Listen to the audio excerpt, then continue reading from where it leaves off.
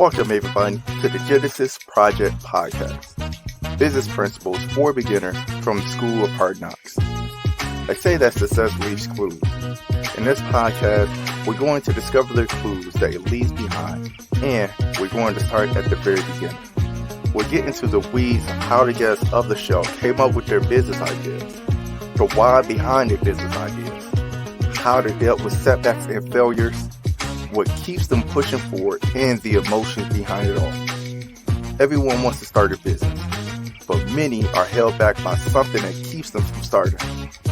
We'll learn what it takes to get to the next level of business and beyond, and we're learning together through different principles of people who graduated from the School of Hard Knocks. So, grab you a pen, some paper, and a highlighter to take notes, because class is in session.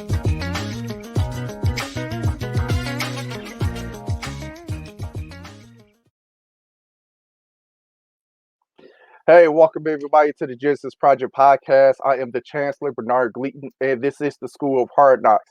Business principles for beginners from the School of Hard Knocks. So, I have a awesome lesson for you guys today. I put out a call for podcast guests, and this one particular lady reached out to me, and she told me all about herself, and I said, man, I really have to have you on the show. She is a very unique person with a unique story. And when I bring her into the classroom, you guys are going to know exactly what I'm talking about. You see, when I was talking to her before I hit the record button, I told her that a lot of excuses that I've gotten from people from who wants to start a business, but give me some excuse as to why they shouldn't start a business or why they don't want to start a business and all this type of stuff. And this lady here just transcend all of that.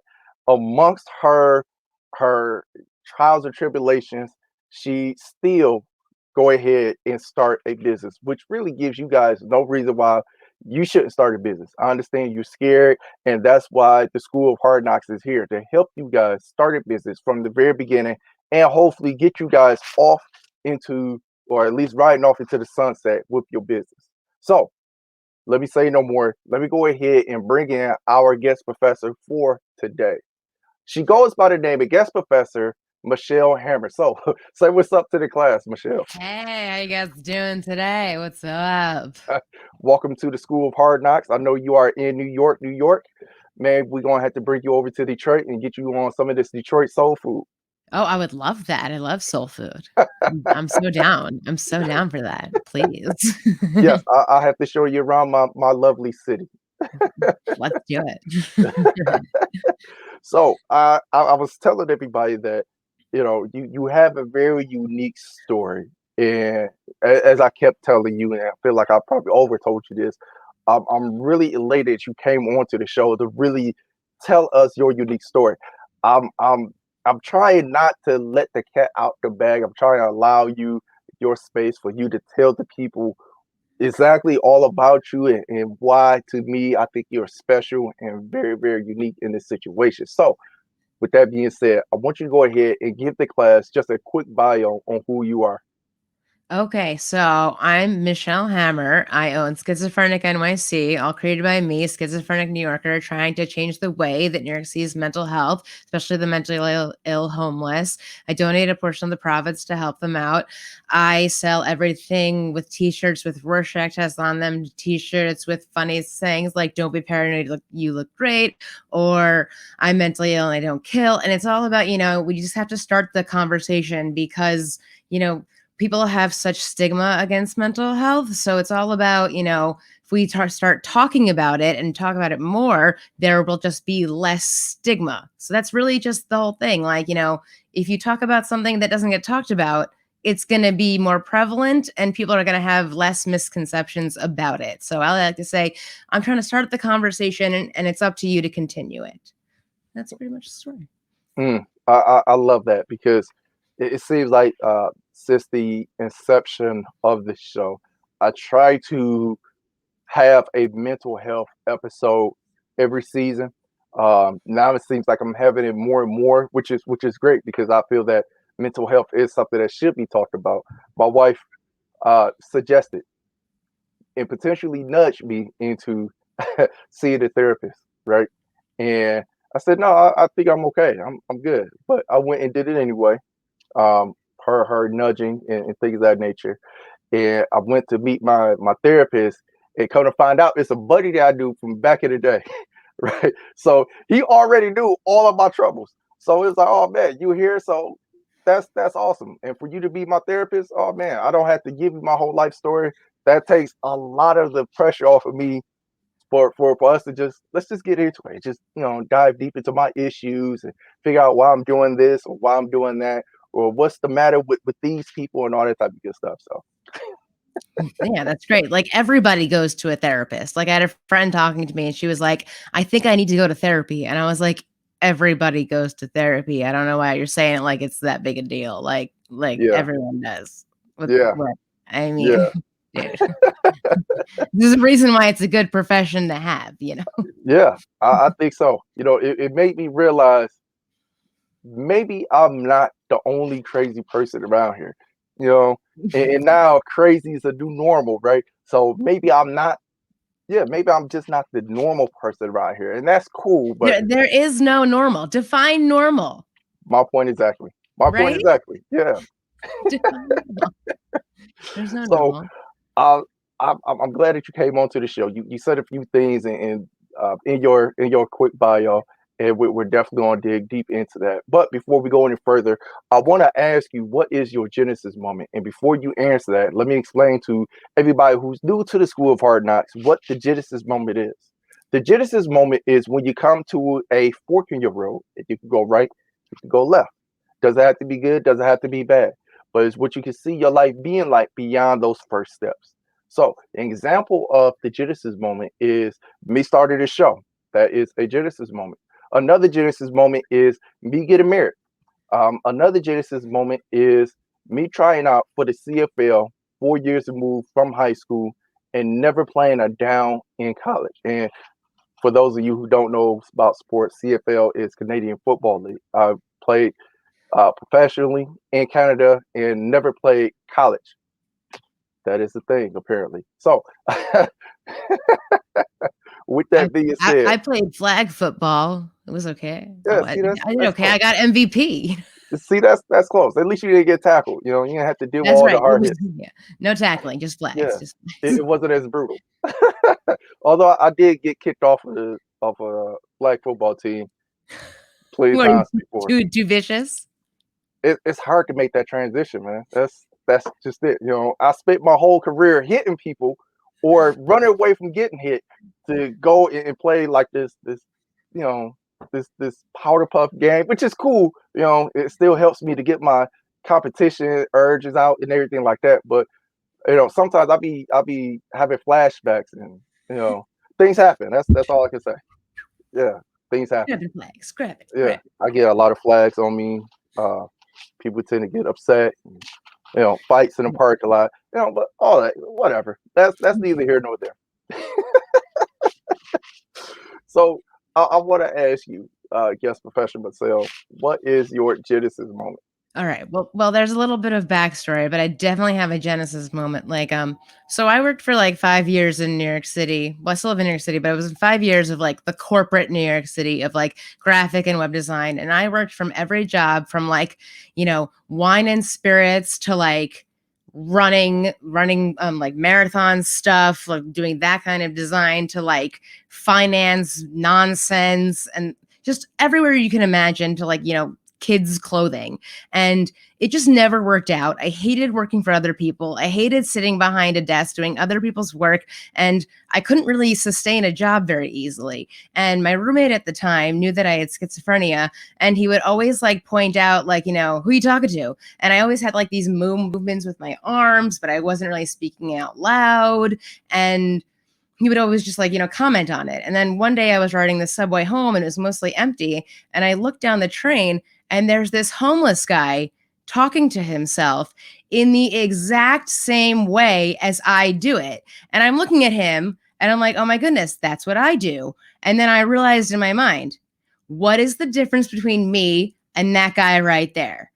If I didn't have a doctor, my support team, and my family, I would be homeless just like him. So I realized that I need to start a business. I need to do something. I need to figure something out so that can help with the mentally ill homeless of New York City. Because, like, the fact that I have schizophrenia, just like that dude is doing it, but like I'm living in an apartment and he's not, like, that's not okay. So it was kind of like, I'm going to figure something out and I'm going to make a change because this should not be happening. I realized that I was just doing so much better than him because I have a support team, and it was just, there needs to be a change. And that's where the spark was. That's what grew from it. And really, that's the genesis moment. Man, I felt like I was seeing exactly where you was going as you was telling that story. That must have been like the fact that it was that aha moment for you. That's amazing. Because so ironically enough, I have an identical twin brother, right? So Hmm. I find myself doing things, and then like my sister-in-law be like, "Oh my God, your brother does that," and I'm like, "I no, I do that. I don't know about him, but I do that." And then she'd be like, "No, your brother does that." And then my brother started doing things, right? And my wife would be like, "Your brother does that." And he's like, "I don't know what you're talking about," So it's kind of crazy, but that's a slightly defect, I guess, between my brother and I. But one of the things that you mentioned was the whole idea of you wanting to give back to the homeless, right? Yes. And what really hit me about that was the fact that you seen another person who suffers from the same, let's not say disability, let's just say challenges that you have, right? And the only difference between you and this homeless person is the fact that you have a support circle. And I think that you creating clothes and trying to give back to the homeless people in New York is a overwhelmingly beautiful thing, right? Yeah. Like, I don't know what it's like in Detroit. It might be like the same, but in New York City, there's homeless people everywhere, and they're so often just talking to themselves, and that's where a lot of the stigma comes from. People just associate schizophrenia with these people, but I'm like, no, that's not always how it is. And so it's also like just education to people as well. It's like, you can live a good constructive life with schizophrenia, and it's like trying to destigmatize that as well while giving back to the whole community. Because sometimes I have a pop-up shop and I sell the clothes there, and I always say, made by me, a schizophrenic New Yorker. And they're like, "You really? You have schizophrenia? How could you own this business?" And I'm like, "Yeah." They're like, "Oh wow, that's really amazing." It's like, why do you think I can't do anything? Yeah, Why? Because yeah, you only see one version.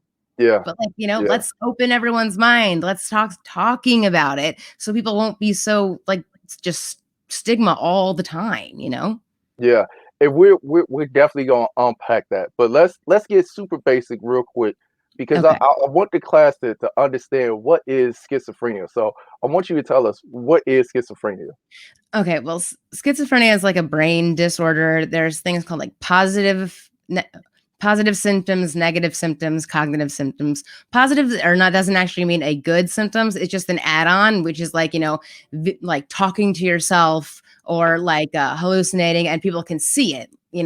Negative symptoms are more like when people stay really quiet. They're very shy. They don't speak a lot because a lot's going on in their head, and they just don't speak. And you kind of like and they're just not really there. Cognitive symptoms more like you'll have a conversation and the person just doesn't understand anything you're saying. It's just your kind of ability to just, like live the normal way, like Yeah. intelligence, things like that. Doesn't mean you're not smart. It's just more of like comprehending and understanding kind of a Hmm. deal. So it can Okay. affect you and it's completely on a spectrum, and some people can have it worse than others, or it's really how you are, like with your doctor, how you medicate it. It can be better or worse, because I know if I wasn't on medication, it would be really, really bad, but I'm on a ton of medication, which is, I hate that I need it, but I take it because I know I need it. Right. So, you know, it helps me a lot. But, those are pretty much the three main symptoms of schizophrenia. But the one mostly noticed is the positive symptoms, because that's when people are just sometimes yelling in the street or just talking or talking to nobody, things like that. Yeah. Yeah. It I have a couple of stories. Uh, when I was in high school, years and years ago, right? I went to this aeronautical high school, and then I transferred and went to another high school later. But I went to this aeronautical high school. I was staying on the west side of Detroit, and the high school was on the east side of Detroit. And we have a small little city airport within the city, right? And I used to catch the bus to get down there to the east side. Every now and then it'd be this one person who would get on the bus, and they'll start talking to themselves. Like either they talk to themselves while they're getting on the bus, or while they on the bus, or getting off the bus, right? So, as a high school teenager kid and all that type of stuff, we all just associated that person as being crazy, because that person is talking to themselves, right? And so obviously blame that on my ignorance and just the fact that I was a kid and didn't know no better. But that really done something to me as to that what you spoke on earlier as far as the misconception, right? Hmm. Everybody who talks to themselves may not be crazy, right? Or they may just have schizophrenia, like you said, right? And but we have the stigma that everybody who talks to themselves is just crazy. If they answer themselves, they're even crazier. You know what I mean? What's your take on that? Just out of curiosity.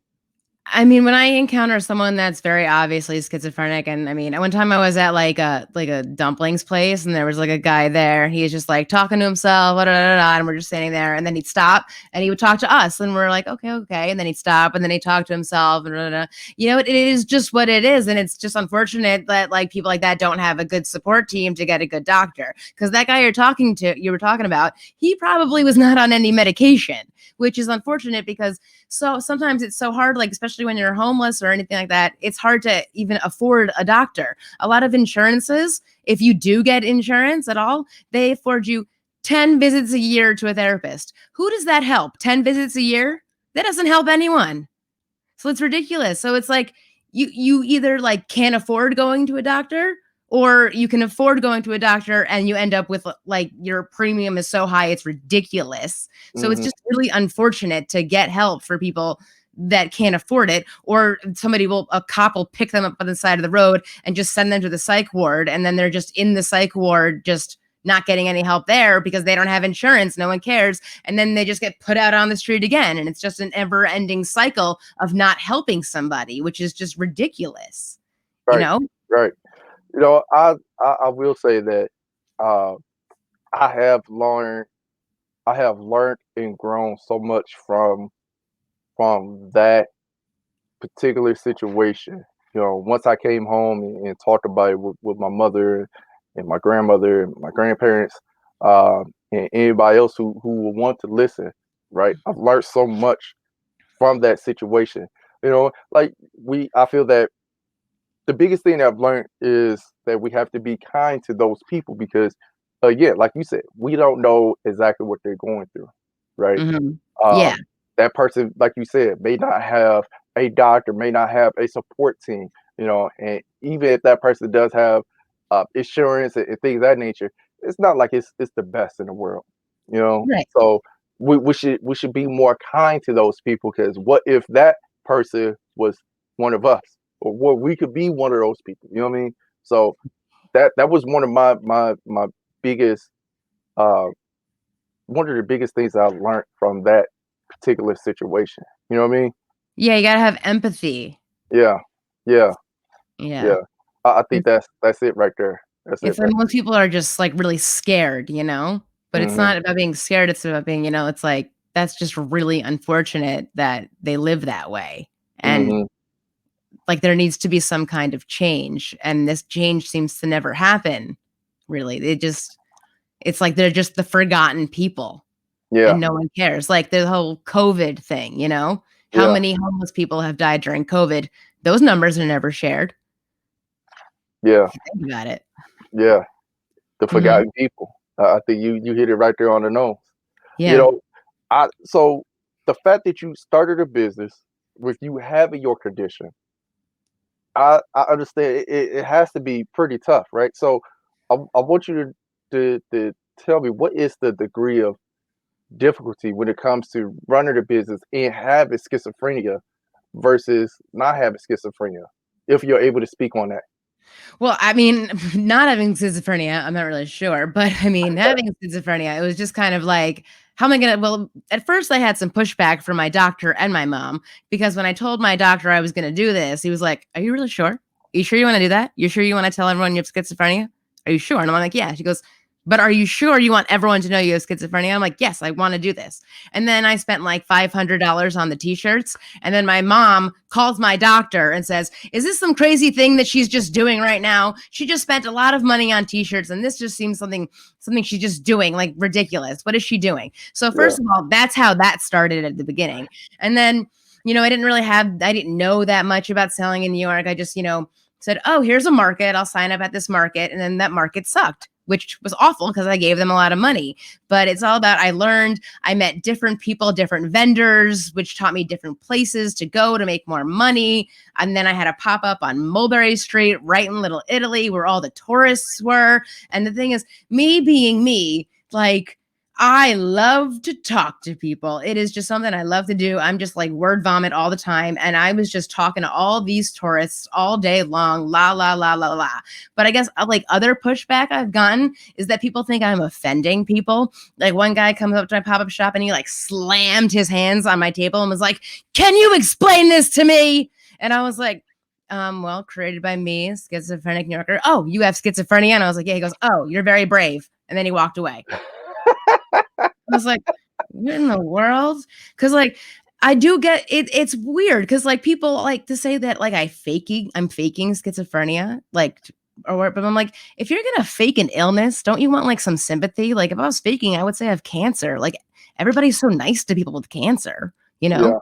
Yeah. Yeah. But like who the hell fakes schizophrenia? So it was really like it's more like challenging the people that are trying to challenge me. Because also I use the word schizophrenic, but also there's that whole, person first language. You're just supposed to say a person with schizophrenia, which I think is the dumbest argument in the world. So I have the schizophrenic.nyc sign, and a lady just one day goes, "This is a label. This is terrible what you've done. This is a label and it's offensive." And she goes, "I've written books." I'm like, "Lady, who are you? I obviously didn't read your books." And then she took my flyer, she ran away. Like, anyone can self-publish a book, lady. I'm not impressed by you. You didn't even give me your name. Like, Hmm. whatever. I can write a book today and get it published tomorrow. Like, shut up. Right? Like, that's what I've had to deal with mostly, you know? Like just Man, hate. Yeah. that sounds like it's I'm not a person to judge, but it seems like those people who are offended by you doing this, right? It sounds like they don't have schizophrenia, right?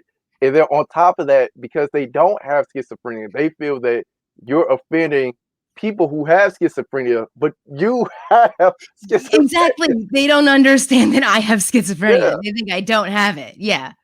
that's that is that is wild to me because And isn't that stigma? Like you're judging me before you get to know me. yes, That's yes, stigma. Like, yes, how are you gonna stigmatize me while calling me as stigmatizing people? Like, what are you doing? yes, yes, yes, But mostly what I'm doing, I usually have great conversations with people all the time. Like, it's always funny, like therapists and like psychologists, they always ask me, like, "So what meds are you on?" And I'm like, "Really? Like, that's what you want to know? I have a whole company and you're asking me what meds I'm on?" Because they yeah, can't believe that I run a business. "You run this yeah, business? What meds are you on?" Like, they think it's so shocking. yeah, It's yeah. it's just like, okay. Man, that's kind of like for those of you who are not able to see us right now. Um, I am a black guy. Okay, let me put Mhm. that out there, and I'm 6'5". You're 6'5"? I am. Oh my god, you're like a foot taller than me. You're more than a foot taller than me. That's if I wanted to pad the stats, I would say that I'm like 6'7", 6'8". But you What? know, I still have like tall people problems even at 6'5". Mhm. But I'm saying that to say this that you know by me being 6'5", the stigma is, oh wow, you're so tall. Do you play basketball? Now, granted, okay, I do play sports, so yeah, obviously I do play basketball, but just to psych their minds, I'd be like, no, I basketball, no, I do chess, you know, basketball, what? No, I'm a swimmer, or I do like some, I don't know, I do disc golf. What are you talking about? It really freaks them out. But I do it just because to me it's funny to me. But I totally get the whole idea of the stigma, right? And the other stigmas that I get is, oh, because you're black, you're supposed to be with it, or you're supposed to like chicken, and I do like You're supposed chicken. to like chicken. I do like chicken. I don't like But the fried thing, chicken is who cool, but more doesn't so like like bacon. chicken? Like, who doesn't like chicken? That's like the dumbest question. You're black, you're supposed to like chicken. Like, fine. Like, unless you're a vegetarian or a vegan, like, you like chicken, Yeah, my point right? exactly. Right? My point Everyone exactly. likes chicken. I'm black and I'm supposed to like watermelon. I don't like watermelon. That's You a don't like fact. watermelon? I don't like watermelon. I don't like the way it Are you it sure you're black? tastes. I'm pretty positive, or at least that's what my brother tells me. I'm pretty sure. I just don't like the texture, like It is that. weird. It's weird. Yeah, It's weird. I yeah, get you. I get you. yeah, I'm a fan of watermelon though. I like watermelon. I'm a big fan of it. yeah. So Mhm. man, I don't know that whole stigma thing. That I don't know if you could tell that actually hits home with me. you know, that definitely hits a particular button for me when it comes to the stigma. You know what I'm saying? Uh, but is it safe to assume that you're the only one running your business, or do you have like obviously maybe like an assistant or whatever else like that, or is it just you running your business solely, or do you have like a partner, 50-50 partner? It's pretty much just me and the girl who actually does the printing of my t-shirts. So it's Okay, really just me and I guess her, which I would consider her, I guess, a freelancer. I don't really know, but okay, yeah, that's about it. I mean, people have asked to like work with me and stuff like that, but I'm like, I don't need anybody.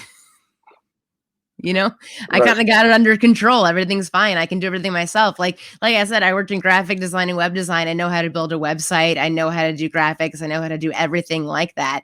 What I don't know is a lot of business stuff. So I'm trying to figure some things out with some, maybe take a business course more, even though I do have an associate's in business communication. I can honestly tell you, I didn't learn anything in that at college, but like I'm trying to get into like stores and stuff, so I'm gonna work yeah, on that. But online shopping is really popular these days because everyone's kind of at home quarantining. So yeah, it's been okay, but I still want to get my pop-up shop back. But that doesn't really work if there's no tourists. So I need right, tourists to come back. right, Tourists, please visit New York City. right, Please. right. Yeah, yeah, yeah. I'm with you on that because I would love to come to New York and try some of the food because I am a foodie. I like to eat. I like to try. Well, maybe not try. I just like to eat. That's just it. Okay. I just like Okay. to eat. We have a lot of food, that's for sure. Yes, There's a lot of food here, like a yes, lot, everywhere, yeah. everywhere. And Then I may not be able to try all of them, but I'm hoping to try at least put like a good dent in the well, food what's scene your in New York. favorite food? I like Italian food, right? Italian food? I do like Italian food. I Oh, do well, like then some you gotta seafood go to too. Little Italy. That's the first place I'm going. That's where you gotta go. Yes, and then of course, pizza. I know you Oh, guys well, you can go famous to for the dollar pizza places everywhere. There's dollar pizza. yeah. I mean Yeah. that's Yeah, I'm not so saying it's the best pizza, but it's a dollar. it's yeah. You get what you get. You get You what you get what pay you for, get. right? You get what you get. And then I think it's $1.50 if you want a can of soda too. Yeah, So it's a good deal. But the people that hang out in those places are a little shifty, just saying. yeah. Well, that's just like Detroit. So I know you guys have like the New York style pizza. In Detroit, we have a Detroit style pizza. The Detroit style pizza is like a deep dish, but nothing but pepperonis. Oftentimes it's double pepperoni. Yeah. That What? sounds No, disgusting. Ew. no. What? What are you talking about? I hate pepperoni. Oh, okay, okay. That's It's cool. too spicy and Spicy. greasy. Okay, I agree with I'm greasy not into chicken beef that. biscuit. No, no deep dish pepperoni. No, no, no, no, no, no, You know, no. I know this is supposed to be a business podcast, but I just have the sudden urge to try to, try to turn you into like a foodie, like the what pepperoni spicy? What are you talking about? I have always hated pepperoni. When I was little, I wouldn't even like the cheese on the pizza. I would take it all off and just eat the bread. So you just want the dough. You'll be better off just going to the store, just buying a pack of bread. Sometimes I do just buy a pack of bread. Uh, okay, to each their own. To each their own. I'm a tad bit offended, but hey, it's okay. To each I'm their just own. not into pepperoni. I get so, and there's a Sicilian slice. Do you like Sicilian? Yes, yes, Okay, that's yes, kind of deep dish thinking. I guess you can get that with some pepperoni on it if you want that. I yes. suppose you There wanna. we go. You're There we not go. getting that at the dollar pizza place, though. No, I know, I know. That's asking for way too much. Yeah, We have here there's a place in Detroit called Buddy's Pizza, right? Buddy's So pizza. you they are the ones that actually, some would say that they are the ones who started this whole Detroit style pizza, because they was the ones who did the deep dish. So picture Chicago style pizza, just less deep or less thick. You know what I'm saying? Sure, sure. Okay, moving along. So with your clothing line, I know you was pretty much uh you was kind of led into doing this, but I want to dig into it a little deeper as far as you know what led you into doing a mental line, a mental clothing line, and how was it received? Just more so, how was it received from people in the mental health area and just outside people? Oh, it was received really, really, really, really well. I got a bazillion Facebook messages from like everybody I've ever spoken to in the last 15 years telling me that they love what I'm doing and I'm doing something so brave and you're so amazing. And my answer would just be like, thank you. Like, I haven't talked to you in 10 years. Thank you. Like, really? Copy Like, and paste. why are you Copy and hitting me paste. up now? You Yeah. never hit me up before, but now you're complimenting me. Thank you. How about you make a purchase on the website? No, I'm just kidding about that. But like, people said really nice things. They said I was being very brave, blah blah blah blah blah blah blah blah blah.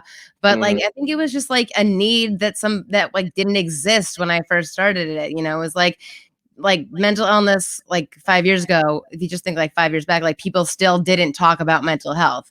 You know, we need to talk about mental health. It's so prevalent, even now, like, Yeah. 22 veterans kill themselves every single day, and that is not okay. So many people kill themselves every single day, and it's because we're not talking about mental health. And I remember learning in high school, depression is when you're sad for 2 weeks or more. What does that mean? What does that sad? Okay, well, I mean, I wasn't happy in high school, but like that was every single day. I don't know what that's supposed to mean. Am I happy? Am I sad? What is I don't really Yeah. understand the difference. And then Yeah. I remember I learned about paranoid schizophrenia in my health class. And my teacher said her cousin, he was a bowler, but he stopped bowling because every time he bowled, when he would lean over, he would hear a voice saying nice ass. So that's what I learned about paranoid schizophrenia, about a guy that went bowling and had to stop because he heard somebody talking about his ass. Was it That's was what it a I mean, that woman's was voice? really informative. Was Thanks. was it a woman's voice that was telling him that? It was a woman telling us this. Yeah. My teacher was a woman. No, That's no. what I learned Was it about a woman that schizophrenia. was telling him that he has a nice ass? Oh, no, no, it was a man bowling. It was a Uh, man bowling. you know that don't sound. But it like this is what I was taught. Like that's what I was taught. Like, and I knew there has to be like, like a new way of teaching things because how does that inform a high schooler of what it is? That just doesn't make any sense. And that like just how you're taught, it was just how could I be so misinformed that I never knew anything was up with me? I thought I was so paranoid in high school, but I didn't know I was paranoid. I thought I was right. Okay. Okay. You thought you was So, right. like, you would think in your health class, you might learn some stuff and then maybe, like, self-reflect. But since I Yeah. learned, 2 weeks or more of sadness means depression, I was like, "Well, I don't know what that's supposed to mean. Sometimes I laugh. I'm not sad all the time. I laugh on occasion. Oh, that doesn't mean 2 weeks because I laughed today." Yeah. Yeah. Like, it's just mostly we learned about sex and drugs. Like, where was the mental health education, you Yeah. know? Yeah. Like, So use a condom. Okay, you guys want condoms? Okay, here's more condoms. So, yeah, thanks for yeah. the condoms. Yeah. You shouldn't have sex, but just in case you want to have sex, here's condoms. Exactly.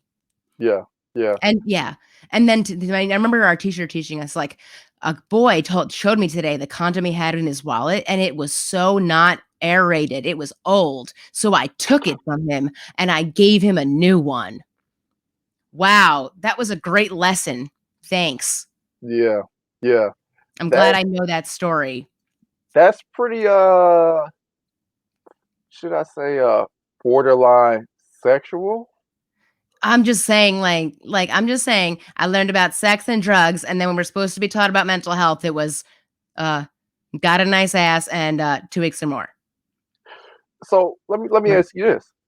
When did you when was you diagnosed with this?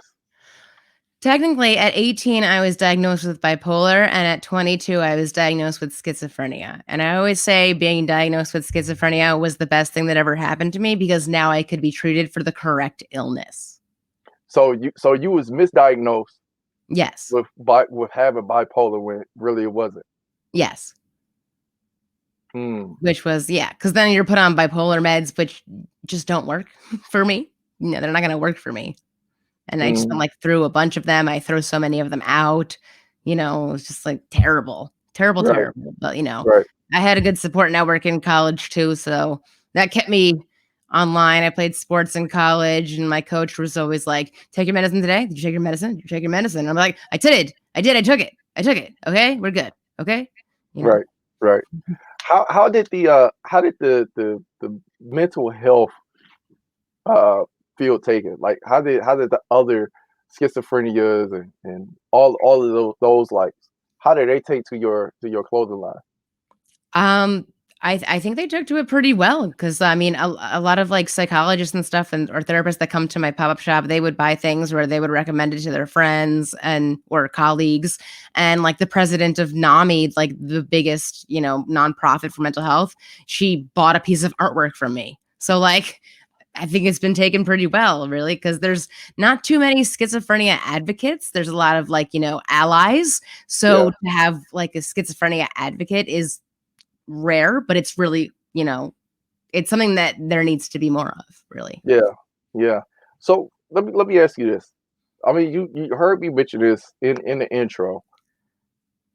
What is your take on people giving lame excuses as to why they cannot start a business because they have, you know, oh, I don't, I lack the education, or, oh man, you know, oh, I broke a hip, or, hey, I have some mental conditions that I don't think it's probably good for me to start a business. What's your take on that? What would you say to those people? Well, I think if you're driven enough, you could really do anything. And the only person holding you back really is you. So if you like have confidence, I like to say that confidence can get you anywhere, but it takes a lot more than confidence. It's hard work, it's determination. And I do get a lot of DMs. How did you start your business? How did you do this? And my answer always is hustle, hustle, hustle. Like I've been outside from, 10 a.m. to 10 p.m., you just gotta go, go, go, go, go, If Mm-hmm. you really wanna make it happen, work for it. Mm-hmm. Mm-hmm. Mhm.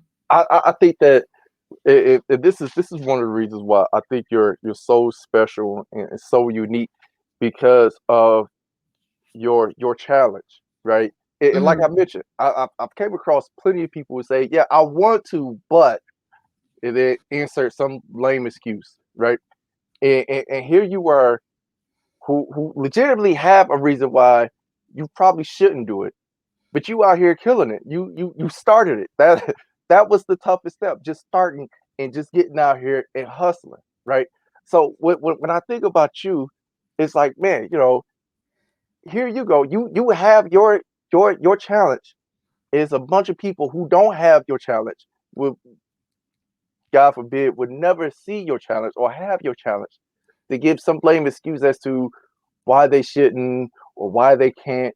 You know what I mean? Like that. You know I that feel like does something for me.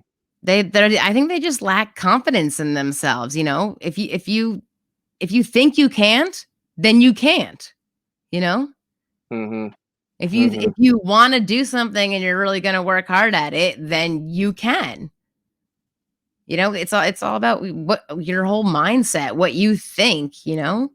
Hmm. If you wanna do it, you can do it, but if you keep telling yourself all the excuses of why you can't do it, it's never going to get done, So right? I see the guy. I'm driving down the street one day, and this is one of those Michigan snowstorms or just Michigan snow in general, right? I'm driving down the street one day, and I see this guy outside, and he's shoveling the snow. What caught my attention about this guy in particular was the fact that he only had one leg, Oh, snap. and he had crutches, and he's shoveling the snow, right? So he pushed the snow a little bit, and he hopped to hop a little bit, and then he pushed the snow again, and he hopped a little bit, And I looked at him, and I thought about every able-bodied person who is able to shovel the snow, who is not going to do it because they again. I guess you could tell that I really have an issue with this. Uh, they all the able-bodied people who able to shovel the snow, but just too lazy to get out and shovel the snow. You got this guy who legitimately probably shouldn't be doing this. He Yeah, got one leg and he's shoveling the snow. And right. might I add, he's shoveling the snow a lot better than a lot of two-legged people. You know what I mean? But it's Exactly. like, come on, like if this guy could do it, if you could do it, why can't anybody else do it? And I Exactly. agree with you when you spoke on the confidence. I'm all about that. But even the best confident person would still give some lame excuse as to, nah, I'm not gonna do that. Well, you don't want to do it to begin with. You know what I'm saying? Yeah, Like, come on, come on. It's I understand it's scary. It's scary. A lot of this stuff is scary. Yeah, I tell my clients this, I tell everybody this. We're not experts in this whole business thing, right? You're not an expert. I'm not an expert. And even the experts who claim that they're experts in business, they're not experts. They just threw something against the wall. It just so happened to stick. And they just kept picking at it. They kept picking at it and kept picking at it. yeah. It just so happened to work. And that's cool, right? But people are afraid to take their idea and throw it up against the wall just to see if it will fit, right? To see if it will stick rather, right? And I'm one of those people who I guess you could blame me on sports, right? If it doesn't work, well, I'm gonna keep finding ways to try to make it work. You know what I'm saying? I probably shouldn't be playing football because I'm slender. Probably shouldn't be playing football, but I played football and I did pretty well. You know what I'm saying? So you know, it's yeah. So that's my 2 cents. That's my beef. I get it. No, I mean, I played sports my whole life, and then I decided to play lacrosse in college, and then for a year I sat the bench, and then somebody blows out their knee, and I'm like, "You're in," and I'm like, "What? What? Yeah, Oh my god!" And then yeah, I get all conference, and then I yeah, become a captain. What? yeah. Who would have known? Who would have known? Yes, and Just that's things just that's happen. If you try hard enough, things happen. that's the main thing that I want the class to understand. If you try hard, something's going to happen. You may have to try longer than other people, and that's fine. There's no time limit on this thing. But just get out there and try. What's the worst that can happen? If it fails, all right. So you found one way that it didn't work. You know, Reminds me of that Aaliyah song. Rest in peace, Aaliyah. Dust yourself off and try again. You could dust it up and try it again. Remember her song? Yep, I Try sure again, do. try again. I My sure my do. my grandmother watched that with me, the video, and she told me it was softcore porn. Compared to what she probably seen her day. Well, No, yeah, no, she was no. quite an old lady at the time, and I told that to my mom. She goes, "Why would you play that in front of your grandmother?" Just to see her reaction. That would be my response. So let me ask you this: Would you have in your clothing line? What what do you hope to see? What do you hope to achieve from your clothing line, and what would you hope to for it to blossom out to be with your clothing line? I mean, I guess my real goal for the clothing line is really just to get people to be more open about mental health. Like, it's not that I'm trying to tell people they have a mental illness, but if we all would all like every time I tell people that I have schizophrenia, the person tells me either they have a mental illness, a friend of theirs has a mental illness, or a family member has a mental illness. If it's so common, why is there so much stigma? It's because nobody talks about it. If people would just be more open about having a mental illness or mental health issues, then they would know that other people they know have mental health issues, then the stigma would be reduced. That's what I want to get rid of, this stigma. And if we could all talk about mental health, we could all have that conversation, then there would be less stigma. And I think that's what's starting to happen. Less stigma, more education. So it's really just let's talk about it and let's reduce stigma. Like if you're wearing a t-shirt like one of mine that says I'm mentally ill and I don't kill, people have just been like, "What does that shirt mean?" And I explained it to them, it's about the gun violence being blamed on all the mentally ill people. Okay, fine. Again, people kind of like, "Oh, okay, I see what you're saying." It's people like they've read my "Don't Be Paranoid, You Look Great" shirt, and they'll point at my shirt and they'll be like, "I like that." It's just about it, the more we talk about mental health, the less stigma there will be. What do I ultimately want? No stigma at all. No stigma at all. Everybody wants, no stigma at all. It's a very long process. It's going to take a very long time, but bit by bit, it's going to get less and less and less and less and less. And really, that's just what I want. I just want people to be more open, happier, feel better, feel like not isolated, not ostracized. I just want people to feel included and just not feel like they're all alone, you know? Mm, yeah, I love that. I so love that. It makes me. Well, I am want to do this. I am want to buy a couple of your shirts Oh, because thank you. one, I just want to freak people out, and two, two, I just want to again, I want to be like you. I do want to bring awareness to mental illness and all that type of good stuff. Yeah. Thank Yeah, you. you do ship, right? Oh, yes. Okay, I just want to make sure because I don't have a problem coming to New York to pick up my product, and then I could go to the $1.50 pizza joint. Totally, totally. Yeah, get a shirt, go get some pizza. Yeah. Yeah, yeah. Sounds like an awesome day to me. Yeah, no, I ship everywhere. I ship around the world. Actually, right before this, I got an order to Australia, so that's pretty Okay, sweet. Then I okay. once got an order. I can't remember the place, but it was some country I'd never even heard of. And when I brought it to the post office, the guy at the post office was like, "What is this place?" And I was like, "I have no clue." And he looks it up at the computer. He goes, "Oh, it exists." Yeah, yeah. That's wild. Like that's like the craziest thing sometimes. And like I've Yeah, gotten orders to Guam. I'm like, I thought so. The first second I was like, I thought people just make that up, and they always say, "Oh, I'm gonna send you to Guam." I was like, "Guam is a real place." I'm sorry. That makes me feel so stupid. I wasn't really sure Guam was a real place. it's okay. I learned about uh, what was it, Albuquerque from Odie and Garfield. Was it Albuquerque or Abu Dhabi? It was one of those places. Abu Dhabi. Yeah, it was one of those places from Garfield, the cartoon.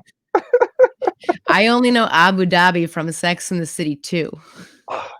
And That's where that it was took place. that was another reason why I love your name because it was schizophrenia NYC, right?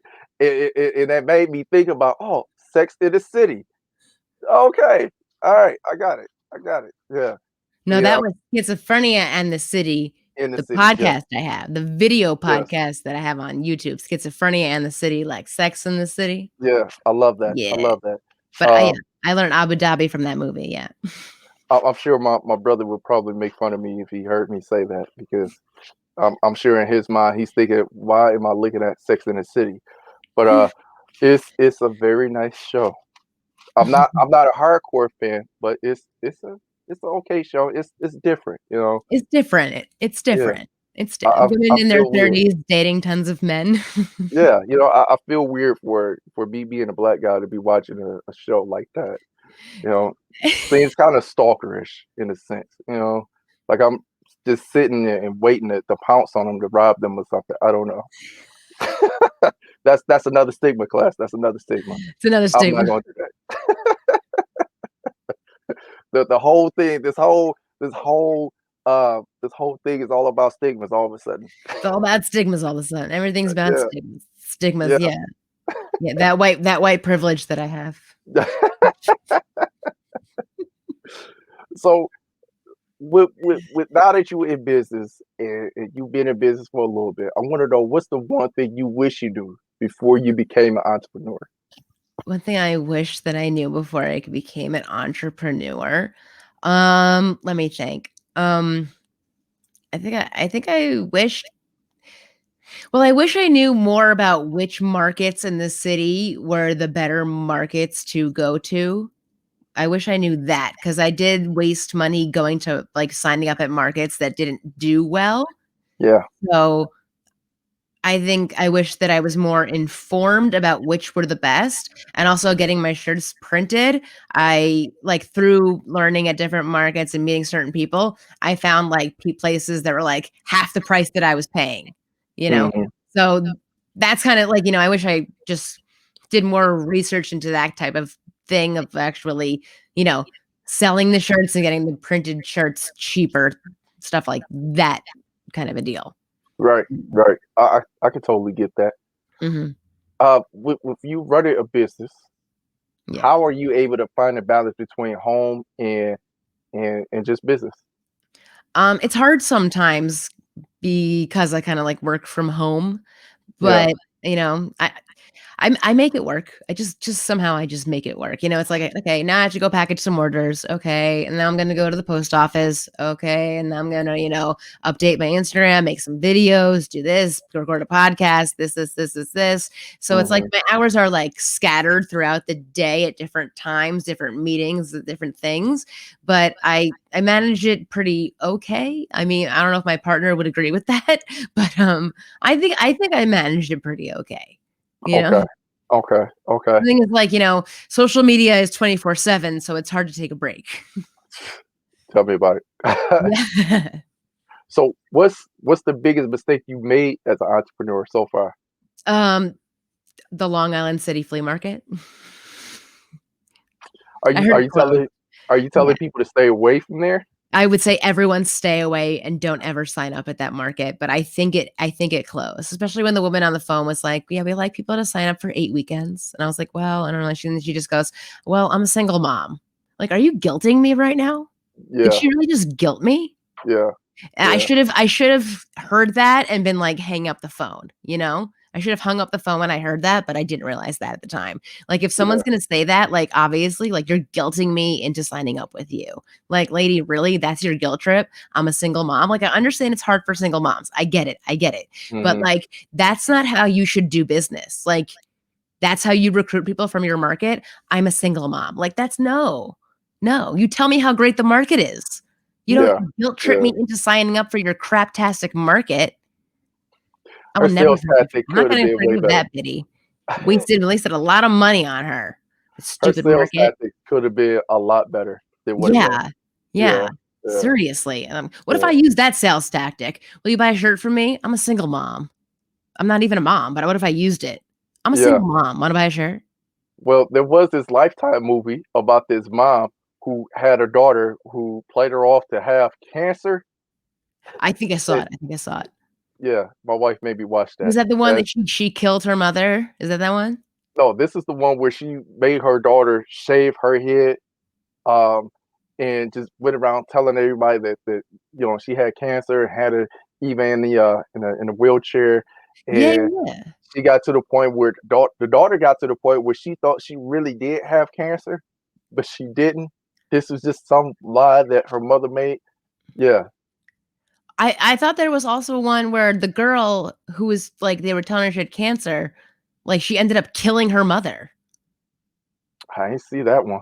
I Oh, don't know, I guess it's more than happens more than once. let me make a note of that. I need to Yeah, make a note of and then that. she, like, went on Facebook and, like, "Finally, the bitch is dead," or, something like This is that. on Lifetime. Yeah, it's a Lifetime I'm pretty sure it was a Lifetime movie. Okay, I don't know. Yeah. give give me 1 second, class. I'm making a note of that. Yeah.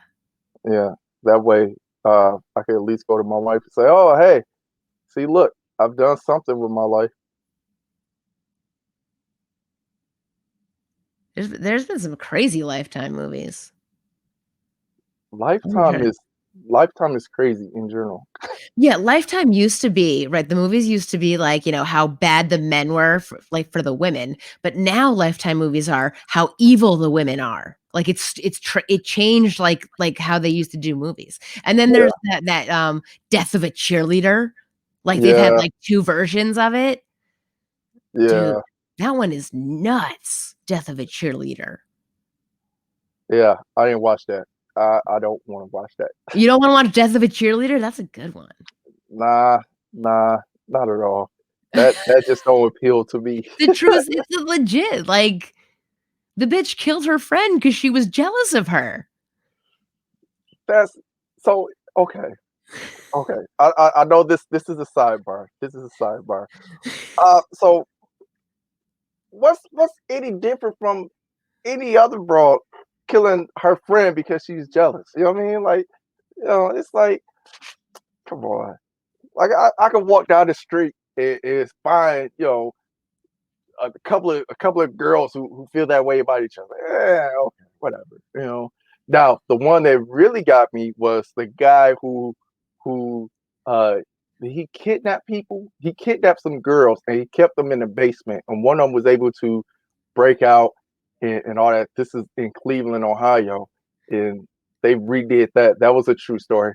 That one was pretty wild. I watched that one. I didn't see that one. Which one? Yeah, Now I'm yeah, trying to think of the Lifetime movies I've seen. Do you see the one where, like, the the the mom was keeping the kid inside because she was so convinced that the band member, like, was trying to find his son, and, like, she was like the babysitter came and, like, played the music and was like, "Do you know Baz? Do you know Baz? And Baz is coming to town, and he's gonna try to take our son," but actually the woman was a stalker of Baz, and then she shows up and she wants to shoot him, and this whole crazy thing, like, "I've been hiding from you for 15 years and here you are. I'm so scared of you." And she's like, "You're going to take my son." But it was never even Baz's son or whatever. It was like some crazy thing you made up. There was 2 versions of that movie and I watched both versions. One like 20 yeah. years ago and then the new version. Yeah, see, you totally lost me with that. Totally lost me with that. If I was flipping through the channel and came across that, I probably would have stayed on it for 2 seconds and be like, let's see what's on Sports Center. Is there a football game on? Please, God, let there be a football game on. All right, so let me ask you this. Um, what's something personal that you want the class to know about you that cannot be found on Google or Wikipedia? um, I'm 5'4". I mean, you already told me that. Give me something else. Give us something else. It can't be um, um, my great grandmother was blind. Is that good? That's the best you got, huh? I don't know what to say. All right, move it along. Well, my grandmother gave me this advice when I was younger. Here's her advice. Michelle, you save a penny here, you save a penny there. Next thing you know, you got $1. Is she wrong? No. That's a mic drop right there. There you go. Yeah, That's the advice I ever got. That is definitely a mic drop right there. Well, on a serious note, I want you to give the class one takeaway that you want them to leave here with today. I would say, like, what am I trying to say? Okay.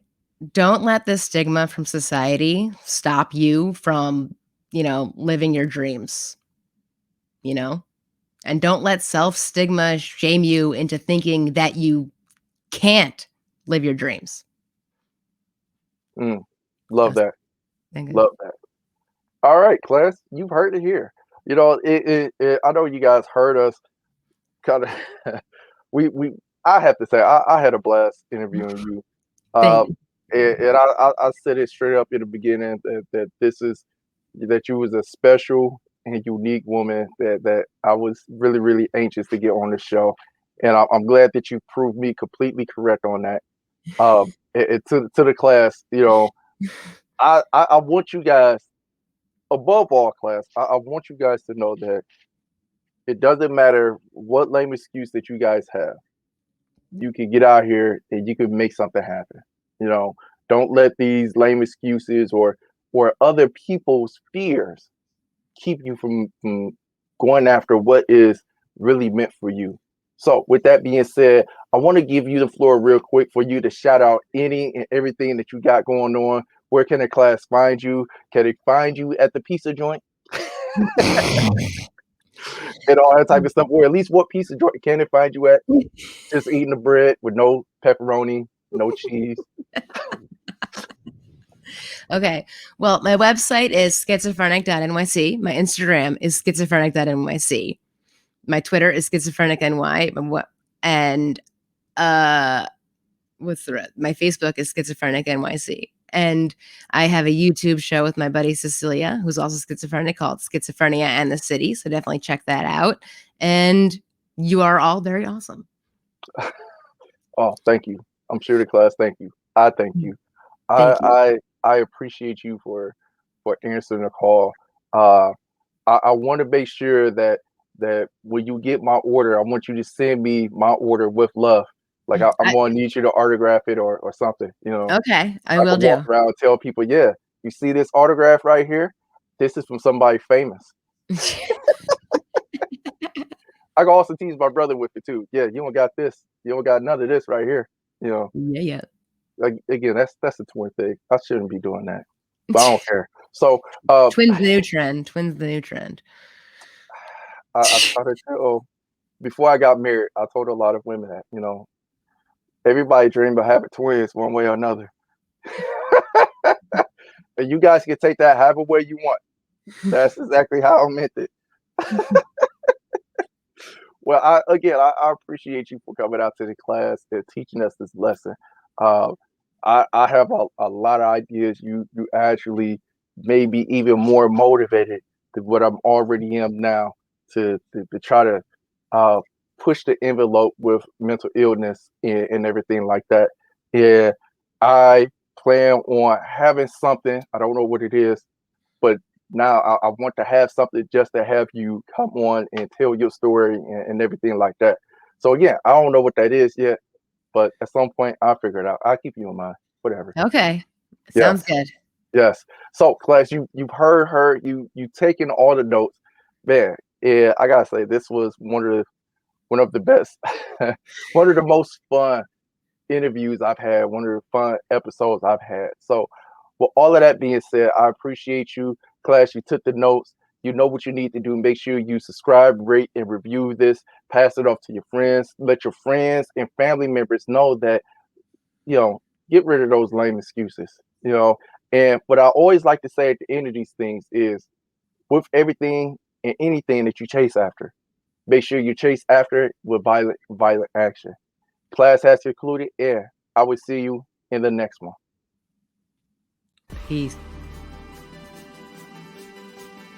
About 15 years ago, I hated where I was at, and I knew that I was meant for more greatness.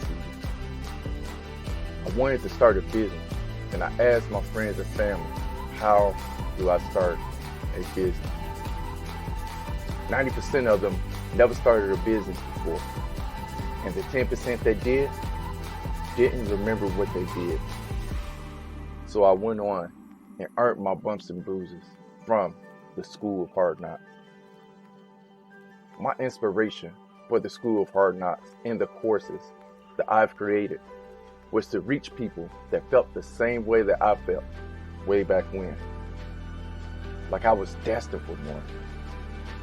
The purpose of the Genesis Project podcast was to move those same people toward that great, with the guest professor that comes to the show and learn from their mistakes. This is a call to action to those who are searching for greatness.